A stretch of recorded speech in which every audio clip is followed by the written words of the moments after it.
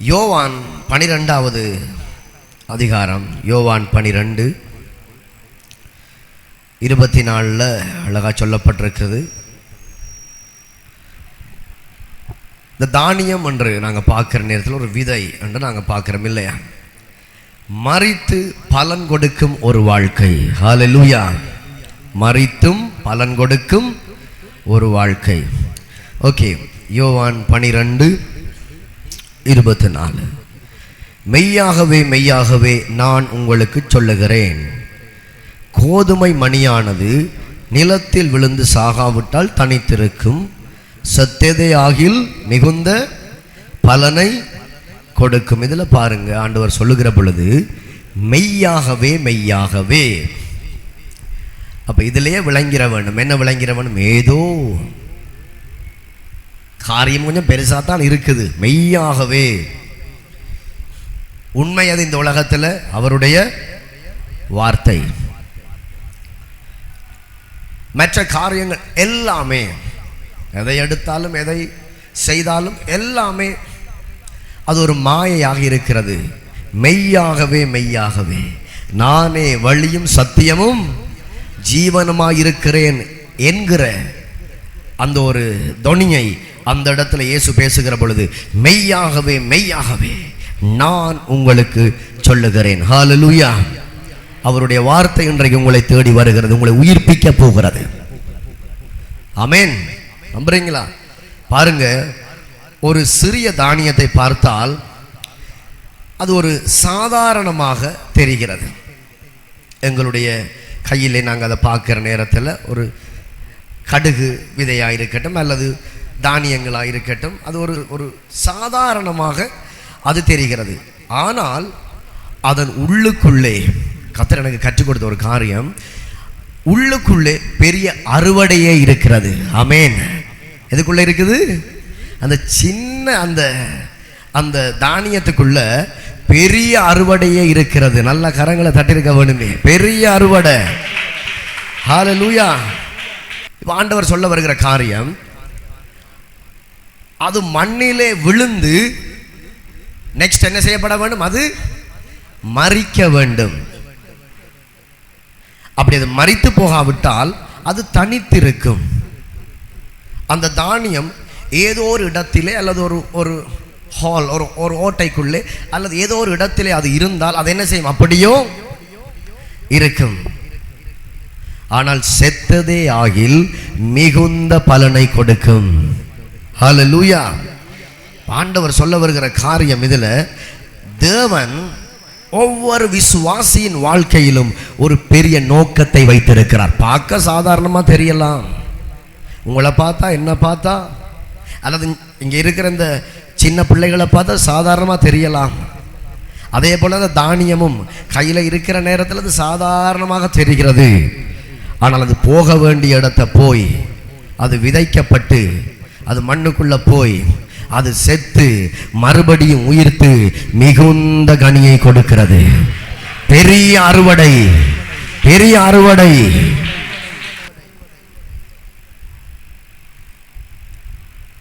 இந்த தானியம் என்பது தேவனுடைய வார்த்தை, நிலம் என்பது இருதயம். அவருடைய வார்த்தை உள்ள போக வேணும். அந்த வார்த்தை உள்ள போக போக போக இருள் விலகும், அந்தகார கிரியைகள் விலகும், பிசாசின் செயல்பாடுகள் விலகும். அந்த வார்த்தை ஜீவனும் சமாதானமானது. அதான் அடிக்கடி சொல்லுவேன், தேவனுடைய வார்த்தைக்கு பயப்படுகிறவர்களால் அவருடைய வழிகளில் நடக்காமல் இருக்க முடியாது. அதே போல கர்த்தருக்கு பயப்படுகிறவர்கள், சங்கீத புத்தகம் சொல்லுகிறது, பாக்கியவான்கள் என்கிற பெயரை அவர்கள் பெற்றுக் கொள்ளுகிறார்கள். அந்த வார்த்தை சொல்லுகிற பொழுது சபைக்கு வருகிறவர்கள் என்று சொல்லப்படல. அந்த வார்த்தை குறிப்பிடுகிற பொழுது பாட்டு பாடுகிறவர்கள் என்று சொல்லல்ல. நன்கு கவனியுங்கள். அந்த வார்த்தை சொல்லுகிற பொழுது வார்த்தை கேட்கிறவர்கள், ஒரு நாளைக்கு 500 வார்த்தை கேட்டு 3000 பாடல்களை பாடுகிறவர்கள், அப்படி சொல்லப்படுதா? கர்த்தருக்கு பயப்படுகிறவர்கள் அவருடைய வழிகளில் நடக்கிறார்கள். அதை கேட்கறது மாத்திரம் அல்ல, அந்த தேவனுடைய வார்த்தையின் உட்பிரவேசம் ஞானத்தை உண்டாக்குகிறது. தேவனுடைய வார்த்தையின் உட்பிரவேசம் சத்துருவை கலைக்கிறது. தேவனுடைய வார்த்தையின் உட்பிரவேசம் வெளிச்சத்தை கொண்டு வருகிறது. ஆமென். என்ன செய்யப்பட வேண்டும்? கோதுமை மணியானது நிலத்திலே விழுந்து சாகாவிட்டால் தனித்திருக்கும், செத்ததையாக மிகுந்த கனிகளை கொடுக்கும். இப்ப பாருங்க, ஒன்று தானியம் விதைக்கப்பட வேண்டும். மார்க்கு 4வது அதிகாரம், மார்க்கு 4வது அதிகாரம் 14வது வார்த்தை பாருங்க. விதைக்கிறவன் வசனத்தை, அதாவது தேவனுடைய வார்த்தையை விதைக்கிறான். பாருங்க, தானியம் என்பது தேவனுடைய வார்த்தை. அடுத்தது பாருங்க, விதைக்கப்படாத விதை பலன் தராது. அடுத்தது அதுல சில வெளிப்பாடுகளை நான் எடுத்தேன். பாருங்க, தேவனுடைய வார்த்தை நம் இருதயத்தில் விதைக்கப்பட வேண்டும். மிக முக்கியம், நன்கு கவனிங்க. தானியம் என்பது தேவனுடைய வார்த்தையை குறிக்கிறது. இரண்டாவது, விதைக்கப்படாத விதை பலன் தராது. ரட்சிக்கப்பட்டு பல வருஷம் ஆண்டவர் அறிஞ்சு கொண்டு, ஆனா இன்னும் நாங்க என்ன செய்யல விதைக்க இல்லை. இன்னும் அவருடைய வார்த்தைக்கு செவி சாய்க்க இல்லை, அவருடைய வார்த்தையை நேசிக்கல. இன்றைக்கு அந்த வார்த்தை வேறெங்கவோ இருக்குது. அது சரியான நிலத்தை நோக்கி விழல, நல்ல நிலத்தில் விழல. அது விழுந்திருந்தால், விசுவாசத்தோட பேசுறேன், தேவனுடைய வார்த்தை மீட்கப்பட்ட நீங்க அந்த வார்த்தையை நேசித்து, அந்த வார்த்தை சற்றியான ஒரு நிலத்தில் அது விழுந்திருந்தா நீங்கள் இப்படி இருக்க மாட்டீங்க. நீங்க எழும்பி பிரகாசிக்கிறவர்கள், அவ்வளவுதான். எழும்பி பிரகாசிக்க வேண்டிய தேவ பிள்ளைகள். அடுத்தது பாருங்க, விதைக்கப்படாத விதை பலன் தராது. தேவனுடைய வார்த்தை நம் இருதயத்தில் விதைக்கப்பட வேண்டும். எத்தனை பேர் வாஞ்சிக்கிறீங்க? ஆம், தேவனுடைய வார்த்தை இருதயத்தில் விதைக்கப்பட வேண்டும். அவருடைய கட்டளை, அவருடைய கற்பனை, அந்த சத்தியம், ராஜ்யத்தின் நற்செய்தி, அந்த ஷெட்யூல், ராஜ்யத்தின் ஒழுங்கு, இவ்வுலகத்திலே எப்படியாக தேவனுடைய ஆசீர்வாதத்தை சுதந்தரித்துக் கொள்வது, இந்த உலகத்திலே எப்படியாக சமாதானமாய் வாழ்வது. வார்த்தை என்றால் என்ன? இந்த தானியம் என்பது என்ன? இது ஆராய்ந்து பார்க்க வேண்டும். அதை நீங்க சாதாரணமா நினைச்சு கொண்டு உங்க கையில வச்சிருந்தா அது சாதாரணமான ஒரு புத்தகமாக, ஒரு சாதாரணமான ஒரு விதையாக, ஒரு வார்த்தையாக அது இருந்து கொண்டே இருக்கும். உங்க மேசையில் அப்படியே புழுதி அடிச்சு போய் கிடக்கும். இங்க இருக்கிறீங்களா? எத்தனை பேர் வீடுகளில் பைபிள் புழுதி அடிச்சு போய் கிடக்குது, அதை வாசிக்கிறது இல்லை. சில பேருடைய பைபிளை பார்க்குறேன், அது பழசாவே போய் கொண்டிருக்குது, அது பாவிக்கப்படுகிறது. கர்த்தர் உங்களை ஆசீர்வதிப்பார். சில பேருடைய பைபிள் அப்படியே புதுசாகவே இருக்கிறது. அப்படியானால் என்ன அர்த்தம்? அது இன்னும் பாவிக்கப்படலை.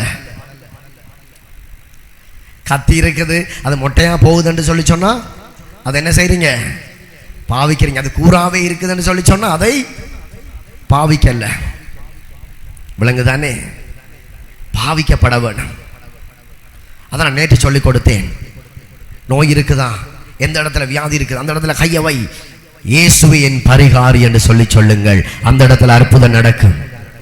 அப்படி நேற்று சொன்னேன், ஒரு சகோதரிக்கு இந்த இடத்துல வியாதி இருந்ததாம், கர்த்தர் அந்த இடத்துல சுகத்தை கொடுத்தார். ஹல்லேலூயா. பாவிங்க, வார்த்தையை போடுங்க, விதைங்க. எதை விதைக்கிறீர்களோ அதையே அறுப்பீர்கள். நல்லதை விதைத்தால் நல்லது, தீயதை விதைத்தால் தீயது. பிறருக்கு நீங்கள் எதை செய்கிறீர்களோ அதுவே உங்களுக்கும் செய்யப்படும்.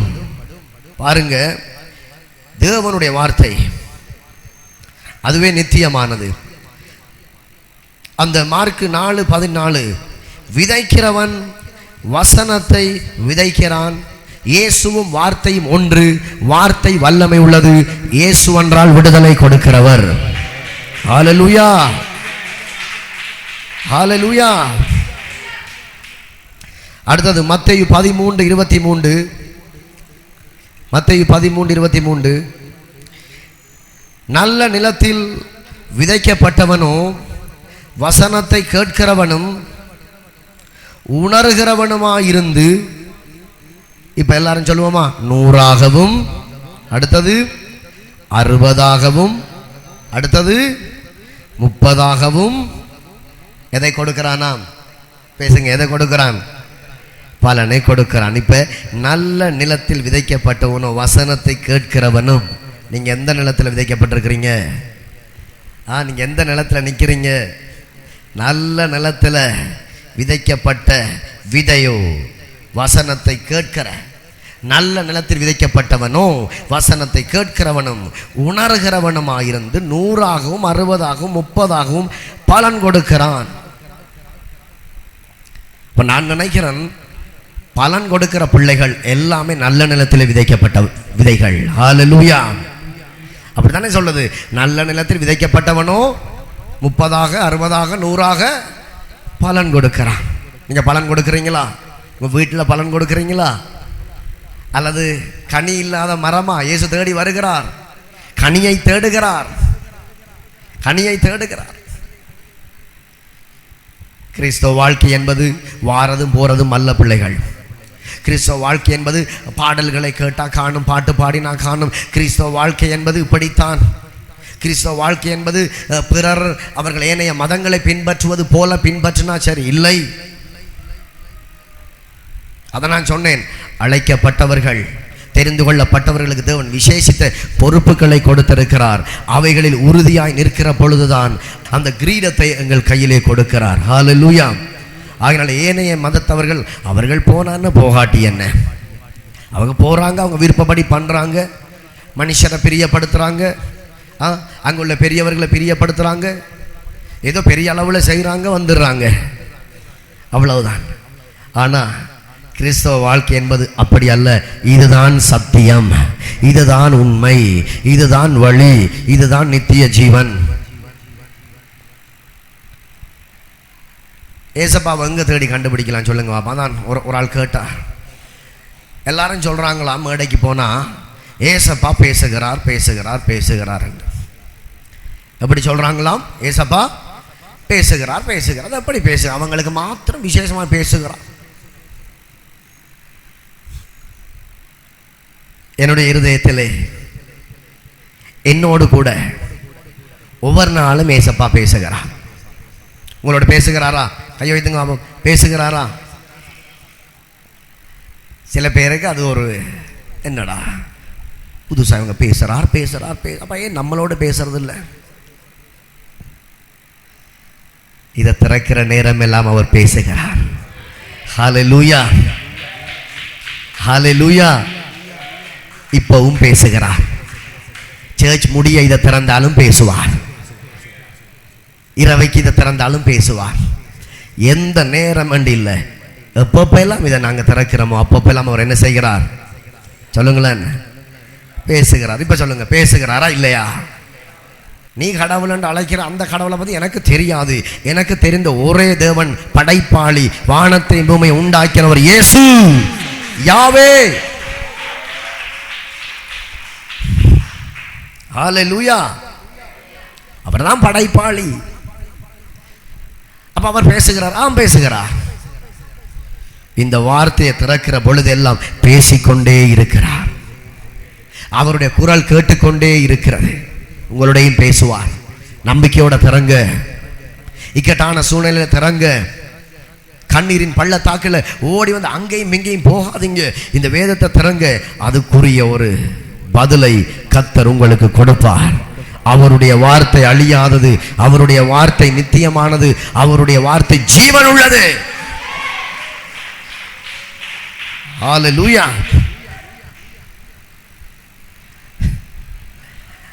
இனி யாரும் கேட்டா சொல்லுங்க, என்ன மேடைக்கு போனால் இந்த போதகர்கள் அல்லது விசுவாசிகள் யாரை பார்த்தாலும் இந்த சபைக்கு போகிறவங்க ஆண்டவர் பேசுகிறார் பேசுகிறார்னு சொல்கிறாங்க.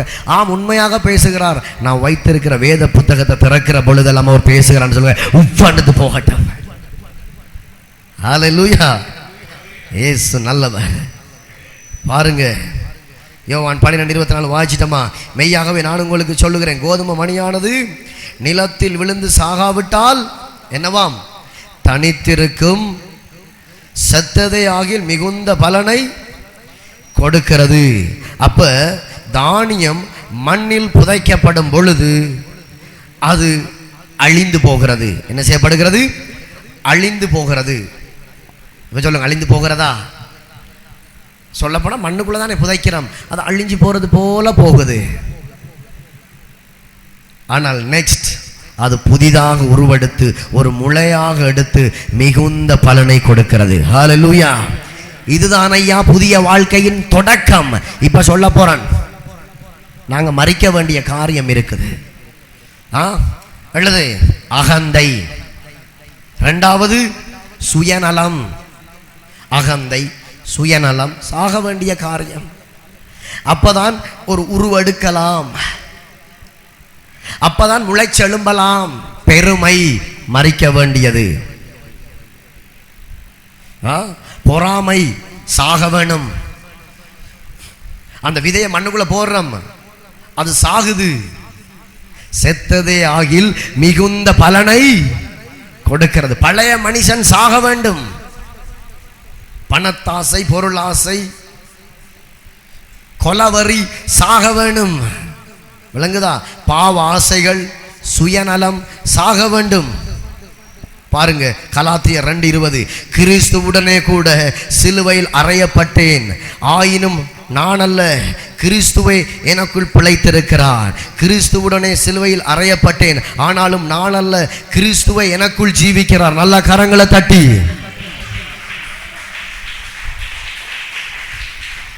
பழைய சுபாவம் மறித்து போக வேண்டும், சிலுவைக்கு போக வேண்டும். நான் என்கிற ஆணவம் சிலுவைக்கு போக வேண்டும். சுயநலம், மேட்டிமை சிலுவைக்கு போக வேண்டும்.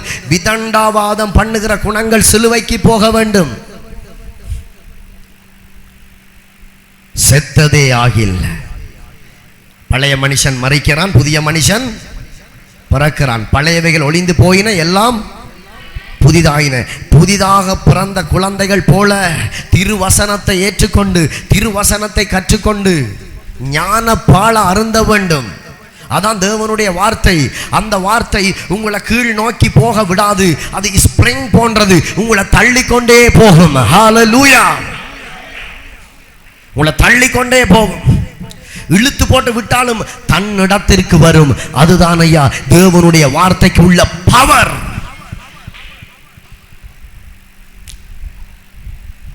விட வேண்டிய காரியங்கள் இருக்குது, விடுங்க. தள்ள வேண்டிய காரியங்கள் இருக்குது, ஒதுக்கி போட வேண்டிய காரியங்கள் இருக்குது. சாக வேண்டியது ப்ளீஸ். தேவ பிள்ளைகள், உங்க வீடுகளில் நல்லதும் நடக்கும், தீயதும். நல்ல நேரம் இருக்குது, கேளுங்க. நல்லதும் நடக்கும், தீயதும் நடக்கும். நடக்கிற பொழுது ஒரு மரண சடங்கு என்று வந்தால் 8 என்கிற உலக வழக்கத்தை என்ன செய்ய வேணும்? நிப்பாட்ட வேணும். ஒரு 4ல், ஒரு 5ல், அல்லது ஒரு 5ல், ஒரு 6ல் டெண்டை பிடிச்சி கலட்டி விடு. ஏனென்றால் நாங்கள் மறுபடியும் பிறந்தவர்கள், எல்லாவற்றிலும் வித்தியாசமாகத்தான் இருப்போம். ஹல்லேலூயா! அதே போல பர்த்டே, அதே போல பிள்ளைகள் ஒரு வயதுக்கு வாரது, பொம்பளை பிள்ளைகள், அதில் வந்து சடங்குகள் செய்வது போல அந்த நாள் பார்ப்பது, அந்த காலங்கள் பார்ப்பது, கைரேகை பார்ப்பது, இதெல்லாம் தேவனுக்கு அருவருப்பான காரியம். இதெல்லாம் சாக வேணும். முதலாவது என்ன செய்ய வேணும்? இதெல்லாம் செத்தாத்தான் நெக்ஸ்ட் என்ன செய்வீங்க? ஒரு புது உருவெடுத்து ஒரு புதிதான ஒரு முளையாக அது கிளம்பி வளர்ந்து ஒரு மரமாக வளர்ந்து அநேக கனிகளை கொடுப்பீர்கள். இதெல்லாம் சாகாம இருந்தா தனிச்சிருப்பீங்க. கஷ்டம் மாறாது, பிரச்சனை மாறாது, போராட்டம் மாறாது, துன்பம் மாறாது, வியாதி மாறாது, ஆசீர்வாதம் வராது, எழும்பி பிரகாசிக்க இயலாது. ஒருவேளை வாயால சொல்லலாம், எனக்கு எழும்பி பிரகாசிக்க விருப்பம், ஆண்டவருக்காக ஊழியம் பண்ண விருப்பம். இது சாக வேணும். முதல் எரிச்சல் சாக வேணும், பொறாமை சாக வேணும், பெருமை சாக வேணும், பொருளாசை சாக வேணும், பிறரை பற்றியே குற்றம் கதைக்கிற இந்த குணம் என்ன செய்ய வேண்டும்? சாக வேண்டும். இதைத்தான் ஆண்டவர் இங்கே சொல்ல வருகிறார். அதான் அடிக்கடி நான் எழும்பி ஜபிக்கிற நேரம் எல்லாம் என்னுடைய உபவாச ஜபங்களின் ஆண்டவரை கேட்கிற ஒரே காரியம், ஆண்டவரே இந்த மாம்சம் சிலுவையில் இருக்கட்டும். ஹல்லேலூயா! மாம்சத்தை சிலுவையில் வச்சதான் நாங்கள் கொஞ்சம் சமாதானமாக இருக்கலாம். கர்த்தருடைய சமாதானம் அங்கே இருக்கும். ஆமென். அல்லது மாம்சம் அடிக்கடி எழும்ப சமாதானம் கெட்டு போகும். மாம்சம் எழும்பி கிரியை செய்ய நாங்களும் அதுக்கு இடம் கொடுக்க சமாதானம் கெட்டு போகும். நாங்களும் வாயை விட்டுருவோம், ஏதாவது பேசிடுவோம், சமாதானம் கெட்டு போயிடும். ஆகையினால ஆண்டவர்கிட்ட கேட்குறது, ஆண்டவரே வேணாமப்பா, வர ஒவ்வொரு பிரச்சனையிலையும் சைலண்ட், எப்படியாவது இந்த இந்த அண்டா வாயை மூட கிருபை செய்யும். என்ன வாய? அண்டா வாய மூட கிருபை செய்யும். இல்லையா தம்பி? நாவை எவ்வளோத்துக்கு நாங்கள் காத்துக்கொள்கிறோமோ அவ்வளோத்துக்கு சமாதானமாக வாழலாம். ஹல்லேலூயா. அப்போ சாக வேண்டிய காரியங்கள் அநேகம் இருக்குது. இப்போ சொல்லுங்க, ஒன்னோட சொல்லுங்க, என்னென்ன சாக வேணும்? அகந்த சாக வேணும், மற்றது சுயநலம், அடுத்தது பாவ ஆசைகள், உலக பற்று, இதெல்லாம் செத்து கிறிஸ்துவுடனே கூட சிலுவையில் அறையப்பட்டேன், ஆயினும் நான் பிழைத்திருக்கிறேன், நான் அல்ல கிறிஸ்துவே எனக்குள் ஜீவிக்கிறார். பழைய ஆளா இருந்த நண்டா இன்றைக்கு அவன் வாசலுக்கு வந்ததுக்கு போனதுக்கு வெளுத்திருப்பான். அது என்ன செய்யக்கூடாது? இது வரணுமா? அதெல்லாம் அந்த நேரம் பிசாசுட வழிகள், அது அவன் செய்ய பண்ணினான். தேவன் மனிதனை படைச்ச நேரத்தில் நல்ல சுபாவத்தோடு தான் என்ன செய்தார்? அவரை தரிசிக்கும் அந்த நல்ல ஒரு மன எண்ணத்தோட நல்ல குணத்தோடு தான் படைத்தார். ஆனால் விழுந்து போன பொல்லாத ஆவி மனிதனின் இருதயத்தை கல்லாக்கியது, மனிதனின் இருதயத்தை கெடுத்தது, குரோதங்களையும் கோபங்களையும் கொண்டு வந்தது. அது பொல்லாத ஆவியின் வேலை. ஆனால் இயேசு சாஃப்டானவர், அவர் மிருதுவானவர், அழகானவர், அன்புள்ளவர், இரக்கமுள்ளவர். அவருடைய பிள்ளைகளாகிய நாங்கள் எப்படி இருக்க வேண்டுமா? ஏதாவது பிரச்சனை வந்தா நம்ம சொல்லக்கூடாத ஒரு வார்த்தை, நான் பழைய ஆளா இருந்திருந்தேன்டா, அங்க நூறுது சக், பழைய மனுஷன் அங்க எட்டி பார்க்கறதால தான் அந்த வார்த்தை வந்தது. ஆமாவா இல்லையா? சொல்லுங்களேன். கோபம் வந்துட்டு போல இருக்கா? ஆமாவா இல்லையா? நான் என்ன செய்யறேன்? கோபம் வந்தா சேர்ச்சி கொஞ்சம் போயிட்டேன். எங்க சேர்ச்? சபை இல்லாட்டி உண்டாக்கி வர்ற கதை சரி.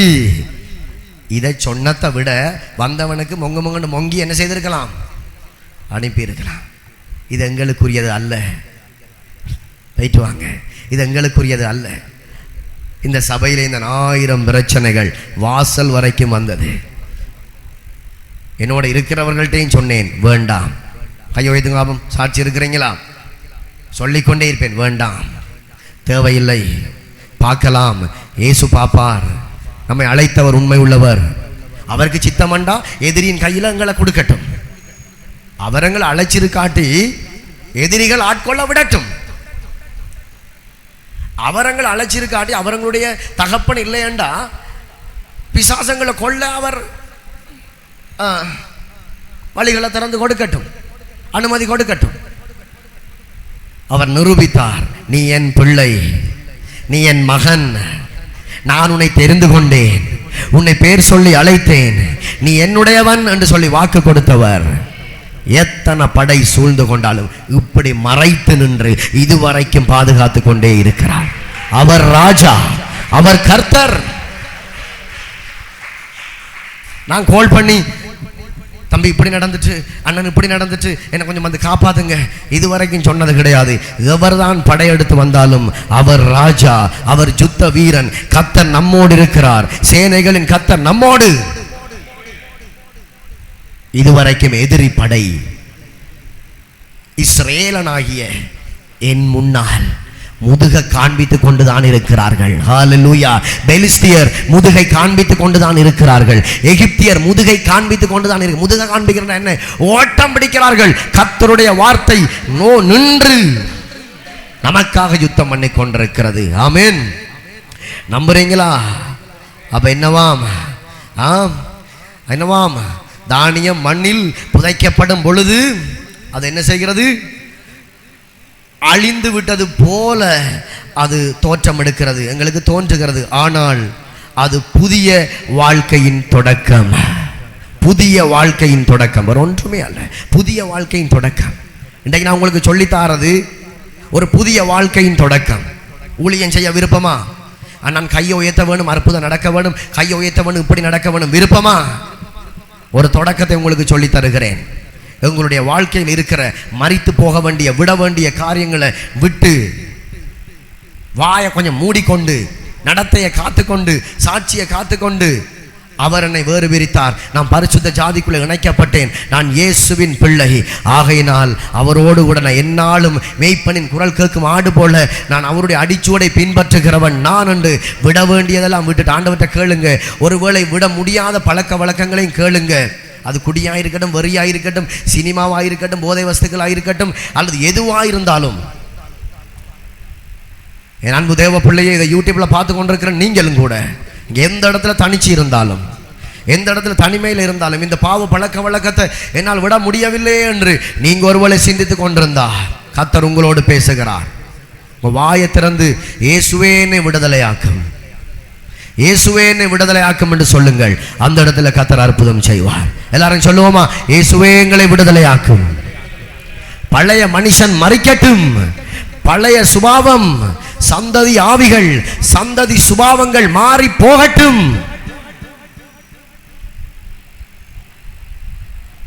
ஹல்லேலூயா. அடுத்தது பாருங்க, 1 கொரிந்தியர் 3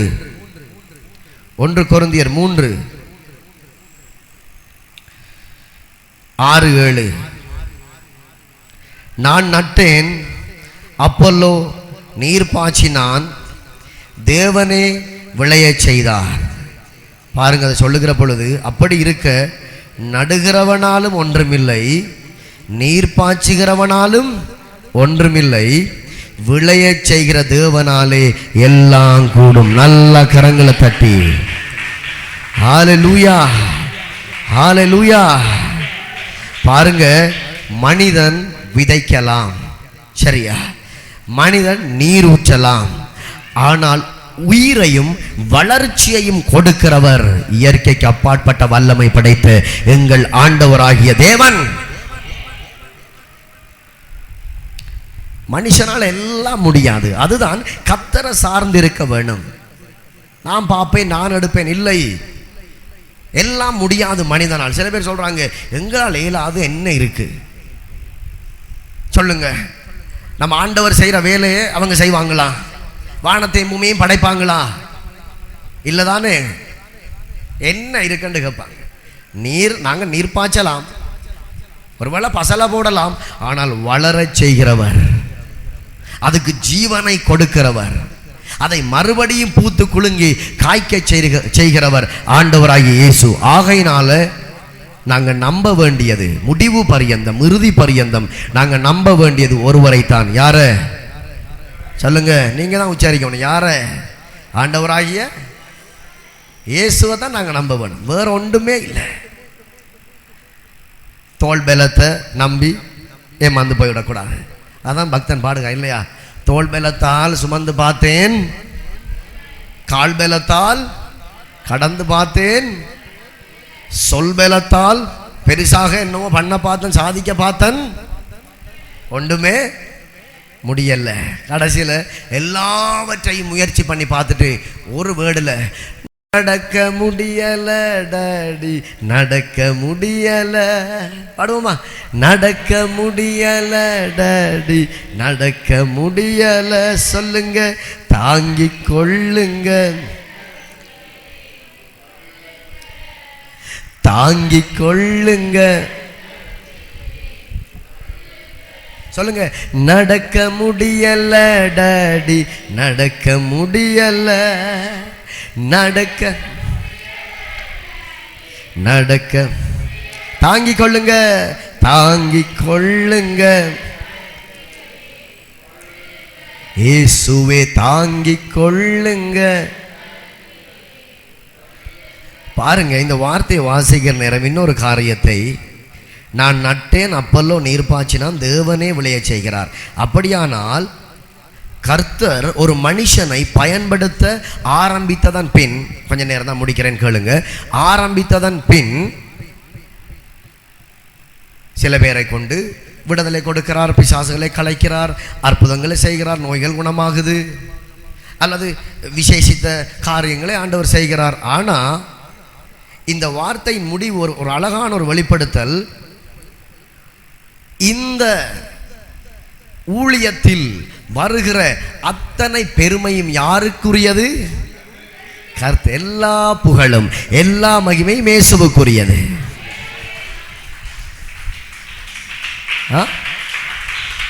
தான உண்மை. நான் தான் விதை போட்டேன், நான் தான் தண்ணி ஊத்தின, நான் ஒரு நாளும் பார்த்து பிடிச்சு ஊத்துற தெரியாதா? வளர்ந்ததுக்கு அப்புறம் உங்களோட சொல்றீங்க. சில பிள்ளைகள் அப்படி சொல்றது இருக்கு. பார்த்து பார்த்து நான் அது தண்ணி ஊற்றி மறைச்சு கடைசியில் இப்போ என்ன கேட்குறாங்க? எல்லா புகழும் நான் தான் தண்ணி ஊற்றின, நான் தான் எரு போட்ட, நான் தான் பாத்தி வெட்டி ஒவ்வொரு நாளும் பின்னேரத்தில் தண்ணி ஊற்றின, குடும்பியை பிடிச்சி ஆட்டி நீ உயிரை கொடுத்தனியா, அதை வளர செய்தனியா, நீ வரும் விதம் மட்டும் போட்டா அதுக்குள்ள அந்த முளை வரக்குள்ள கீழால எதுவும் செய்தனியா, பூந்து அண்டர் கிரவுண்ட் அடிச்சு விதைக்கு மேலே இப்படி பார்த்து ஏதாவது ஸ்க்ரூ டிரைவரால் ஏதாவது பண்ணமா சொல்லுங்களேன்? இல்லை தானே? நாங்கள் விதைச்சது மட்டும்தான். உள்ளுக்குள்ள அவருடைய வல்லமையை அனுப்பி அது இனி அதில் நடக்க வேண்டிய காரியங்களை செய்து அது மெதுவாக வெளியில் வந்து பாருங்க, எத்தனை உஷ்ணம், எவ்வளோ வெயில், எவ்வளோ எல்லா காலத்திலும் அதை பாதுகாத்து அது ஜீவனோட உயிர் தான் பெருசு எல்லாத்தையும் விட. என்ன அதான் வேதமே சொல்லுது, உலகம் முழுவதையும் ஆதாயப்படுத்தினால் தன் ஜீவனை நஷ்டப்படுத்தினால் லாபம் என்ன? அப்ப உயிர் தான் பெருசு. அப்ப ஜீவனுக்குரியவர் யாரு? ஆண்டவராகிய இயேசு. அப்ப எல்லா புகழும் யாருக்குரியது? தேவனுக்குரியது, தேவனுக்குரியது. இப்போ நான் சொல்றேன், உங்களோட ஆசீர்வாதத்தில் கர்த்தர் மகிமைப்பட வேணும்.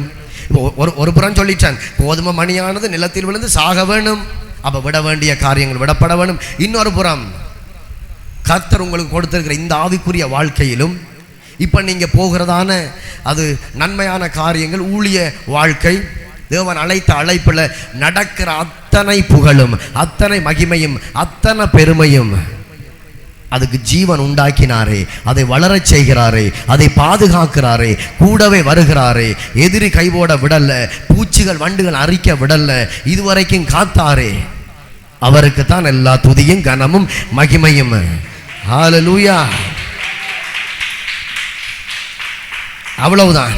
மற்றது பாருங்க, சங்கீதம் 126 5:6 சொல்லுகிறது, கண்ணீரோட விதைக்கிறவர்கள் கம்பீரத்தோட அறுப்பார்கள். பாருங்க, அள்ளி தூவும் விதையை விதைக்கிறவன் அந்த விதையை அழுது கொண்டே சுமந்து போறானாம். ஆனாலும் தான் அறுத்த அந்த அரிகளை சுமந்து கொண்டு கம்பீரத்தோடே திரும்பி வருகிறான். ஆமென். தொடக்கம் அற்பமாயிருந்தாலும் முடிவு சம்பூரணமாயிருக்கு. நம்புறீங்களா? அந்த விவசாயி அதை கொண்டு போற நேரத்தில் என்ன நடக்குமோ எது நடக்குமோ கண்ணீரோட போகிறான். ஆனா அதன் விளைச்சல் அதை தோளில் வச்சுக்கொண்டு அதை சுமந்து கொண்டு கம்பீரத்தோடே திரும்பி வருகிறான். கர்த்தர் கம்பீரத்தோடே அறுக்க செய்வார். அவரை சார்ந்திருக்கிற பிள்ளைகளை கைவிடவே மாட்டார். ஹல்லேலூயா.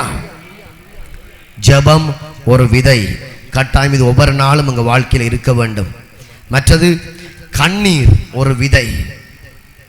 கண்ணீரோடு என்ன செய்ய வேண்டும்? தேவ சமூகத்தில் ஜெபிக்க வேண்டும்.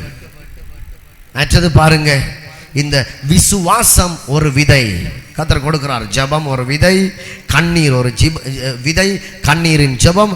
மற்றது விசுவாசம், ஊழியம் ஒரு விதை. பாருங்க, கலாத்தியர் 6:9 நன்மை செய்கிறதில் சோர்ந்து போகாமல் இருப்போம், தளராதிருந்தால் ஏற்ற காலத்தில் அறுப்போம். ஹல்லேலூயா. நன்மை செய்கிறதுல சோர்ந்து போகாம இருங்க. நீங்க தளர்ந்து போகாம இருப்பீங்கன்னு சொல்லி சொன்னா ஏற்ற காலத்துல நீங்க அறுக்க போறீங்க. ஒருவேளை கண்ணீரின் வாழ்க்கையாக இருக்கலாம். அதெல்லாம் ஒரு விதை. அந்த நேரத்தில் என் கர்த்தரை சார்ந்திருங்க. அந்த விவசாயி போகிறான், ஐயோ கண்ணீரோடு நான் போகிறேன். கண்ணீரோடு விதைக்கிறவன் கம்பீரத்தோடு அறுப்பான். ஆனால் நீங்கள் கர்த்தரை சார்ந்து இருக்குங்கிற எல்லாம் பழைய வாழ்க்கையை வெறுக்க வேண்டியதை விட வேண்டியதை விட்டு நீங்கள் தேவனை சார்ந்து இருக்கிற பொழுது நீங்கள் கையிட்டு செய்கிற எல்லாவற்றிலும் கர்த்தர் ஆசீர்வதிப்பார். உங்களை பெருக பண்ணுவார். சில நேரத்தில் நாங்கள் போகிறோம், கண்ணீரோடாம் போகிறோம். என்னப்பா இது கிடைக்குமா கிடைக்காதா? ஒரு வித விசுவாசம், இதை மட்டும் விட்டுறாதீங்க. என்னது விசுவாசம்? நீங்க திரும்பி வார நேரத்தில் நிறைய மீன்களோட உங்க படகுக்குள்ள இயேசு இருக்கிறார். நம்ம படகுக்குள்ள இயேசு இருக்கிறார். ஹல்லேலூயா. பழைய மனுஷன் மரிக்க வேண்டும், பழைய சுபாவங்கள் மரிக்க வேண்டும். ஆண்டவருக்காக நாங்கள் வாழ்கிற நேரத்தில் நன்மையும் கிருபையும் உங்களை தொடர்ந்து ஆசீர்வதிப்பார். அடுத்தது பாருங்க, ஏசாயா 55:10-11. மாரியும் உறைந்த மழையும் வானத்திலிருந்து இறங்கி அவ்விடத்துக்கு திரும்பாமல் பூமியை நனைத்து அதில் முளை கிளம்பி விளையும்படி செய்து விதைக்கிறவனுக்கு விதையையும் புசிக்கிறவனுக்கு ஆகாரத்தையும் கொடுக்கிறது எப்படியோ அப்படியே என் வாயிலிருந்து புறப்படும், விசுவாசிக்கிறோம் நல்லா கரங்களை தொடரும், அப்படியே என் வாயிலிருந்து புறப்படும் வார்த்தையும் இருக்கும். அது வெறுமையாய் என்னிடத்துக்கு திரும்பாமல் அது நான் விரும்புகிறதை செய்து நான் அதை அனுப்பின காரியமாகும்படி வாய்க்கும். ஹல்லேலூயா.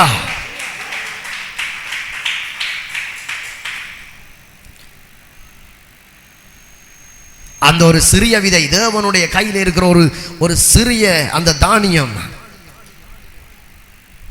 அந்தந்த நேரத்திலே அந்தந்த சமயத்திலே அது போட வேண்டிய இடத்திலே போடப்படுகிற பொழுது, நல்ல நிலத்தில் அதை விதைக்கிற பொழுது மிகுந்த பலனை கொடுக்கும். பாருங்க, நான் வாசிக்கிறேன், இந்த வார்த்தையை வாசிச்சு நாங்கள் முடிக்கலாம். மார்க்கு 4வது அதிகாரத்தை திருப்பிக் கொள்ளுங்க. இப்போ நான் பேசிய எல்லாமே இங்கே வந்துடும். இதன்படி செய்கிறவர்கள் எதிர்காலத்தில் நல்ல தானியத்தையும் நல்ல கனிகளையும் கொடுக்க போறீங்க. பாருங்க, வசனத்தை கேட்ட உடனே சாத்தான் வந்து அவர்கள் இருதயங்களில் விதைக்கப்பட்ட வசனத்தை எடுத்து போடுகிறான். இவர்களே வசனம் விதைக்கப்படுகிற வழியருகானவர்கள். விளங்குதானே? இப்ப வழியருகானவர்கள் அப்படிப்பட்டவர்களுடைய இருதயம். அப்படியே 16, அப்படியே வசனத்தை கேட்டவுடனே அதை சந்தோஷத்தோடு ஏற்றுக்கொண்டும் தங்களுக்குள்ளே வேறு கொள்ளாதபடியால் கொஞ்ச காலம் மாத்திரம் நிலைத்திருக்கிறார்கள். வசனத்தின் நிமித்தம் உபத்திரவமும் துன்பமும் உண்டான உடனே என்ன செய்கிறார்களாம்? இடரல் அடைகிறார்கள். இவர்களே கற்பாறை நிலத்தில் விதைக்கப்பட்டவர்கள். வசனத்தை கேட்டு உலக கவலைகளும் ஐஸ்வர்யத்தின் மயக்கமும் மற்றவைகளை பற்றி உண்டாகிற இச்சைகளும் உட்பிரவேசித்து தேவனுடைய வார்த்தையை, அதான் அந்த வசனம் அண்டு இருக்குது, வார்த்தையண்டா இன்னும் நல்லா இருக்கும், வார்த்தையை நெருக்கி போட அதனால் பலனற்று போகிறார்கள். இவர்களே முள்ளுள்ள இடங்களில் விதைக்கப்பட்டவர்கள். அடுத்தது சொல்லப்பட போகுது 20:4-20. வசனத்தை கேட்டு ஏற்றுக்கொண்டு 1 30, 1 60, 1 100 பலன் கொடுக்கிறார்கள். இவர்களே நல்ல நிலத்தில் விதைக்கப்பட்டவர்கள். ஹல்லேலூயா. 1 30, 1 60, 1 100 பலன் கொடுக்கிறார்கள். பாருங்க, இந்த முள்ளுள்ளடம் சொல்லப்படுது, கற்பாறை சொல்லப்படுது. இதான் விட முடியாமல் இருக்கிறவங்க. என்னால் அந்த வாழ்க்கையை விடையலாம், என்னால் பழைய சுபாவங்களை விடையலாம், இப்படியோ நாங்கள் இருந்தோம்னு சொல்லி சொன்னால் அந்த விதையானது, அந்த தானியம் அப்படியோ பதுக்கி வைக்கப்படுகிறது, ஒழித்து வைக்கப்படுகிறது, அது தனித்திருக்கிறது. அங்கே ஒரு பலனும் இல்லை. செத்ததே ஆகில் நாங்கள் விட்டமானால், விட வேண்டியதை விட்டமானால் கட்டாயம் கர்த்தர் அந்தந்த நேரத்தில் எங்களை உயர்த்தி இந்த உலகத்திற்கும் சபைக்கும் சமுதாயத்திற்கும் வெளிச்சங்களாய் மாற்றுவார். ஹல்லேலூயா. அப்படி எழுந்து நாங்கள் ஒப்பு கொடுக்க போகிறோம். நன்றி ஆண்டவரே, இந்த வார்த்தைக்காக நன்றி செலுத்துகிறோம். இந்த காலை வேளையிலே என் அன்பு தேவ பிள்ளையே, இந்த வார்த்தைக்கு நேராக உங்களுடைய கண்களை